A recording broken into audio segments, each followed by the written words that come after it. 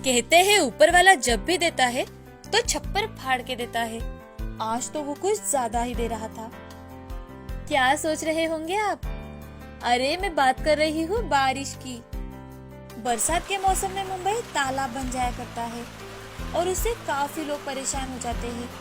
ऐसे ही परेशान थे गोविंद के परिवार वाले, जो एक छोटी सी झोपड़ी में रहा करते थे। एक दिन की बात है जब वो बैठकर खाना खा रहे थे। अरे रे, फिर से ये बारिश। मैं तो तंग आ गया हूँ इस बारिश से। हाँ, और देखो सपने शहर में रहने के। कहा था गांव में अपने छोटे से घर में ही रहते हैं, पर नहीं, साहब को तो बड़ा आदमी बनना था। रश्मि तीखे तेवर से बोली, लेकिन गोविंद कुछ भी नहीं बोल सका। 8 साल पहले वो रश्मि के साथ मुंबई आया था कुछ बड़ा बनने, लेकिन वॉचमैन के अलावा कुछ नहीं बन पाया। ठीक है, लाओ मेरा टिफिन दे दो। मैं निकलता हूँ काम पर, नहीं तो आज भी उस गोलगप्पे की बातें सुननी पड़ेगी। गोविंद अपने बॉस धर्मराज की बात कर रहा था, जो उसे बहुत सारी बातें सुनाता था। लेट आने पर आज वो बिल्कुल सही समय पर बिल्डिंग में पहुंच गया था। यूनिफॉर्म को पहने वो कुर्सी पर आ गया। आते जाते सभी लोगों पर ध्यान देने लगा।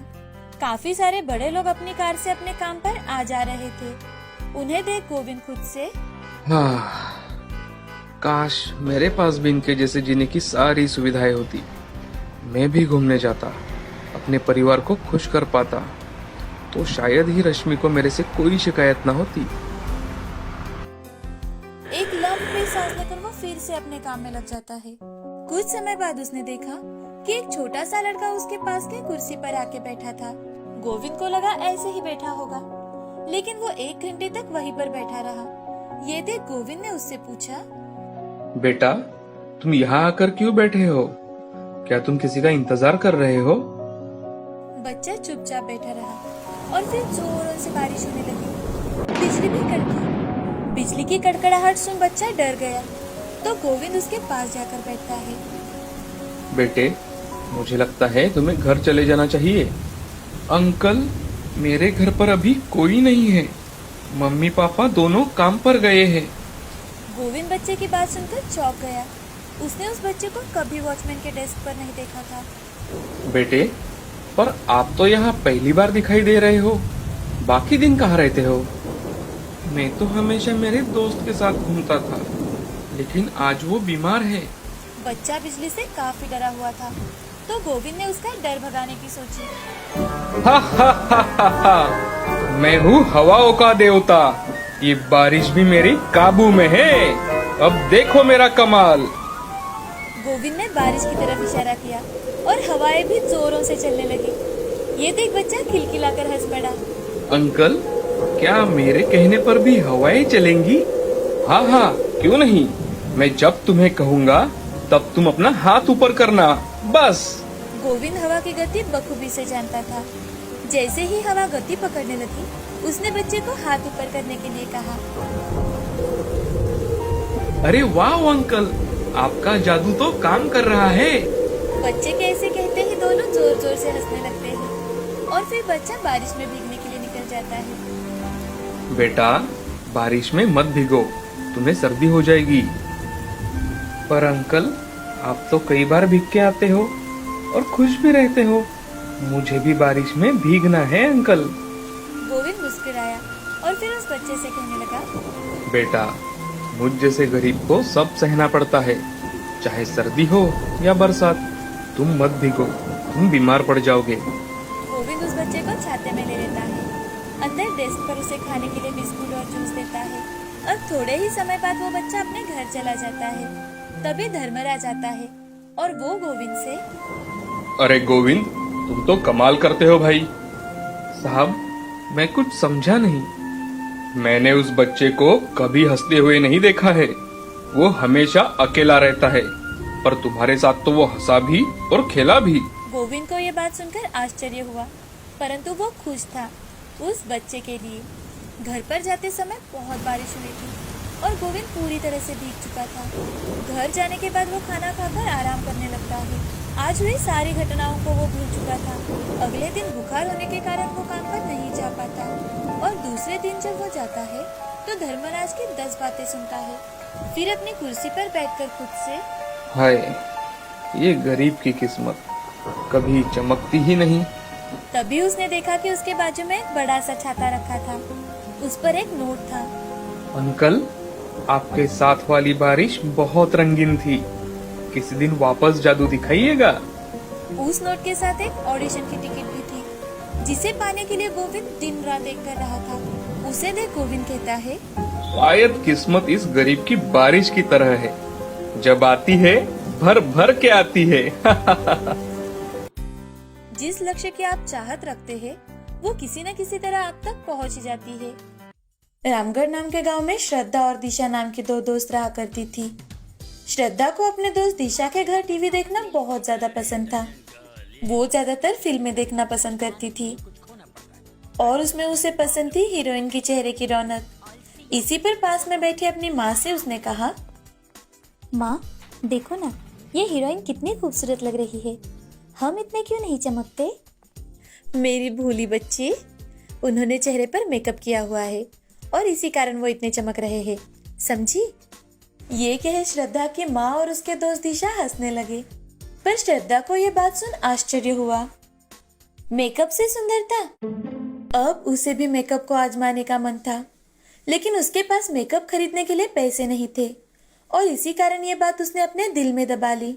देखते ही देखते श्रद्धा बड़ी हो गई। अच्छे अंकों के कारण उसे और दिशा को बड़े कॉलेज में स्कॉलरशिप पर दाखिला मिल गया। श्रद्धा, बेटी मन लगाकर पढ़ाई करना। जी माँ, आप बिल्कुल चिंता मत कीजिए, मैं खूब मन लगाकर पढ़ाई करूंगी। श्रद्धा को वही एक हॉस्टल में रूम मिला था। पहली बार वो घर से दूर पढ़ने आई थी। उसके कॉलेज की एक खासियत थी, वो ये थी कि श्रद्धा को बहुत से कोर्स फ्री में सीखने को मिल रहे थे। उसमें से एक था ब्यूटिशियन का, जो 2 हफ्ते का वर्कशॉप था। क्या मुझे इस कोर्स में भाग लेना चाहिए? ये तो मेरी पढ़ाई से बिल्कुल अलग है। अरे श्रद्धा, इतना क्यों सोच रही है? मुझे पता है बचपन से ही तुझे मेकअप का बहुत शौक है और तू सीखना भी चाहती थी। श्रद्धा ने दिशा के कहने पर उस कोर्स को चुना और उस मौके को श्रद्धा ने एक नई कला सिखा दी। 3 साल बाद जब वो घर लौटी तो उसने पाया कि उसकी माँ थोड़ी परेशान रहा करती थी। तो एक दिन श्रद्धा अपनी माँ से, माँ क्या हुआ? आप इतने उदास क्यों हो? बेटा, इस साल खेत में अच्छी फसल नहीं हुई है और तू तो जानती है कि तेरी इस अकेली माँ में अब इतनी ताकत नहीं है कि तेरा पालन पोषण कर सके। एक बार तेरे हाथ पीले कर दूं, बस यही एक आखिरी इच्छा है। माँ, इन सब बातों की तुम चिंता मत करो, मैं आ गई हूँ ना, अब सब सही कर दूंगी। लेकिन श्रद्धा को उसके फील्ड में कहीं पर भी जॉब नहीं मिली। उसने बहुत कोशिश की पर कुछ फायदा नहीं हुआ। श्रद्धा, अब क्या होगा बेटा? तुम्हें कोई काम नहीं मिल रहा और मैंने जो पैसे उधार लिए थे वो भी खत्म हो चुके हैं। माँ, आप बिल्कुल चिंता मत कीजिए, मैं हमारी समस्याओं का कोई ना कोई समाधान जरूर ढूंढ लूंगी। ऐसे ही 1 हफ्ता गुजर जाता है, लेकिन श्रद्धा को कहीं पर भी जॉब नहीं मिलती। वो एक लड़की है और इसी कारण उसे किसी ने भी अकाउंटेंट का जॉब नहीं दिया। एक दिन वो बाहर बहुत मायूस बैठी थी कि तभी उसकी विचारधारा को भंग किया एक लड़की की विदाई ने। शादी के जोड़े में वो लड़की बहुत ही सुंदर दिख रही थी। उसे देख श्रद्धा के दिमाग में एक युक्ति आती है और वो फौरन दिशा के घर पहुंच जाती है। दिशा, मुझे तुम्हारी एक मदद चाहिए थी। मेरी मदद? और किस विषय में श्रद्धा? तभी श्रद्धा ने उसे अपनी युक्ति बताई। दिशा मुस्कुराई और उसने श्रद्धा के आइडिया के लिए हामी भर दी। अब दोनों सहेलियों ने मिलकर एक दुकान भाड़े पर ली और दिशा ने दिए हुए पैसों से श्रद्धा ने ब्यूटी प्रोडक्ट और आदि सामान भी खरीदे। कुछ ही दिनों में श्रद्धा ने वहाँ पर पार्लर शुरू कर दिया। लोग श्रद्धा और दिशा को देखकर बातें बना रहे थे। अब श्रद्धा की माँ को उसकी चिंता होने लगी थी, क्योंकि उसके आइडिया को बिल्कुल भी गति नहीं मिल रही थी और महिलाएं भी लज्जा के कारण ब्यूटी पार्लर में नहीं आना चाहती थी। पर श्रद्धा को अपने आइडिया पर पूरा भरोसा था। माँ, थोड़े ही समय की बात है, देखना हमारा पार्लर बहुत अच्छे से चलेगा और बहुत सारे ग्राहक आएंगे। श्रद्धा, मैं कह देती हूँ तुम्हें, तुम पूरी तरह से पागल हो चुकी हो, पागल। पर श्रद्धा ने अपनी कला को खरा साबित किया। दिशा की शादी का अवसर आया था और दिशा ने बस एक जीत पकड़ ली थी कि अगर वो मेकअप करवाएगी तो अपनी सहेली श्रद्धा से ही। दिशा के माँ पिताजी ने उसे समझाने की बहुत कोशिश की, लेकिन दिशा अपने दोस्त की कला को दिखाने में अटल थी। आखिर उसके माँ पिताजी मान गए और दिशा को सजाने का काम श्रद्धा को मिल गया। दिशा, तुझे बहुत बहुत धन्यवाद। तुझे पता नहीं कि तूने मेरे लिए क्या किया है। श्रद्धा, बस तू मुझे अपनी कला से ऐसा सजा दे कि सब देखते ही रह जाए। अब ये तो आखिरी बार होगा कि मैं तुम्हारी मदद कर पाऊंगी। मुझे बस एक मौके की जरूरत थी और वो तूने दे दिया। सजने के बाद जब दिशा बाहर आई तो उसके माता पिताजी उसकी ओर देखते ही रह गए। अरे, ये क्या अपनी दिशा है? कितनी प्यारी दिख रही है। क्या ये मेकअप श्रद्धा ने किया है? मुझे तो बिल्कुल भरोसा नहीं हो रहा। और फिर क्या था? पार्लर में भीड़ लगने लगी। जहाँ सिर्फ 1 या 2 महिलाएं आती थी, वही आज एक दिन में 20-20 महिलाएं आने लगी। श्रद्धा ने अब भीड़ के चलते कुछ लड़कियों को काम पर रख लिया और जल्द ही उसका छोटा पार्लर अब बड़ा हो गया था और सभी के पैसे भी उसने चुका दिए। उसके यहाँ मेकअप करवाने के लिए बहुत सी बड़ी बड़ी हीरोइन भी आने लगी। जिस हीरोइन का शूट गांव में होता था, पर उसने ये बात अपने सिर में कभी जाने नहीं दी, बल्कि जिन्हें पार्लर कोर्स में रुचि थी उन्हें श्रद्धा कम दाम में ही काम सिखाया करती थी। एक दिन शाम में, दीदी, हमें मार्गदर्शन देने के लिए बहुत बहुत धन्यवाद। हमें सजना संवरना बहुत पसंद था, लेकिन लोगों के डर से हम कभी अपने मन की नहीं कर पाते थे। हाँ दीदी, आपने ही हमें हिम्मत दी इस करियर में आने की। मुझे तुम सभी पर गर्व है। तुमने बड़ी हिम्मत दिखाकर इस करियर को चुना। कुछ लोगों ने मुझे लड़की होने के कारण जॉब देने से इनकार किया था, लेकिन देखो, मैं मेरे अस्तित्व और कला से महिलाओं को अव्वल दर्जे की सेवा दे रही हूँ और तुम सभी मेरे इस काम में भागीदार हो। तभी कुछ ग्राहक आ गए और श्रद्धा उन लड़कियों के साथ अपने काम में लग जाती है और इसी तरह वो अपने पार्लर के माध्यम से औरतों की खूबसूरती को निखारने लगी।